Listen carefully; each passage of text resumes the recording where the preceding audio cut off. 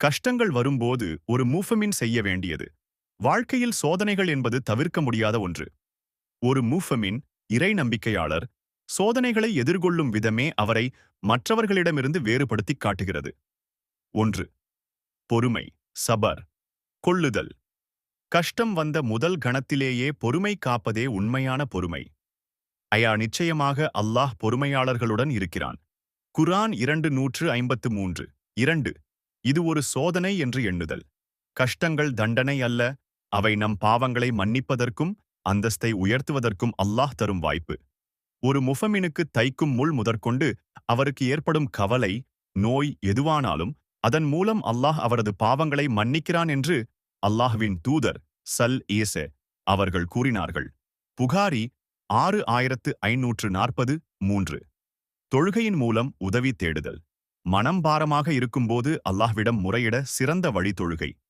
2 ரக்கத்கள் சலாத்துல் ஹாஜத், தேவைக்கான தொழுகை, தொழுது துவா செய்தல்.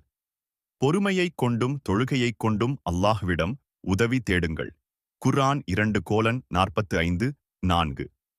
ஒரு முஸ்லிமுக்கு ஏதேனும் துன்பம் நேரும்போது அவர் அல்லாஹ்வின் கட்டளைக்கேற்ப இன்னா லில்லாஹி வ இன்னா இலைஹி ராஜிஊன், நிச்சயமாக நாம் அல்லாஹ்வுக்கே உரியவர்கள், அவனிடமே திரும்பிச் செல்பவர்கள் என்றும், அல்லாஹும்ம அஜுர்னி ஃபி முசீபதி வஹ்லிஃப் லீ ஹைரன் மின்ஹா, அல்லாஹும் மஃப்ஜுர்னி ஃபி முசீபதி வ அக்லிஃப் லீ கைரம் மின்ஹா, இறைவா, எனக்கேற்பட்ட இத்துன்பத்தை நான் பொறுமையுடன் ஏற்றதற்கு மாற்றாக எனக்கு நன்மையை வழங்குவாயாக என்றும் கூறினால், அவர் துன்பத்தை பொறுத்துக் கொண்டதற்கு ஈடாக அவர் இழந்ததை விடச் சிறந்ததை அவருக்கு அல்லாஹ் வழங்காமல் இருப்பதில்லை என்று அல்லாஹ்வின் தூதர் ஸல் அவர்கள் கூறினார்கள்.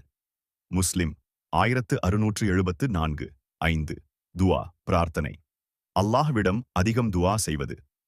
குறிப்பாக யூனுஸ் அலை அவர்கள் மீன் வயிற்றில் ஓதிய துஆ, இலஹ இல்லா அன்த சுப்ஹானக இன்னி குந்து மினத் ஸாலிமீன், லா இலாஹ இல்லா அன்த சுப்ஹானக இன்னி குந்து மினல் ஸாலிமீன், உன்னைத் தவிர வணக்கத்திற்குரியவன் யாருமில்லை, நீ தூய்மையானவன், நிச்சயமாக நான் அநியாயக்காரர்களில் ஒருவனாகிவிட்டேன். திர்மிதி 3505. கஷ்டங்கள் நம்மை உடைக்க வருவதில்லை, நம்மை பக்குவப்படுத்தவே வருகின்றன. அல்லாஹ் ஒரு ஆத்மாவுக்கு அதன் சக்திக்கு மீறிய சுமையை அளிப்பதில்லை என்ற நம்பிக்கையோடு முன்னேறுங்கள். இன்ஷா அல்லாஹ்.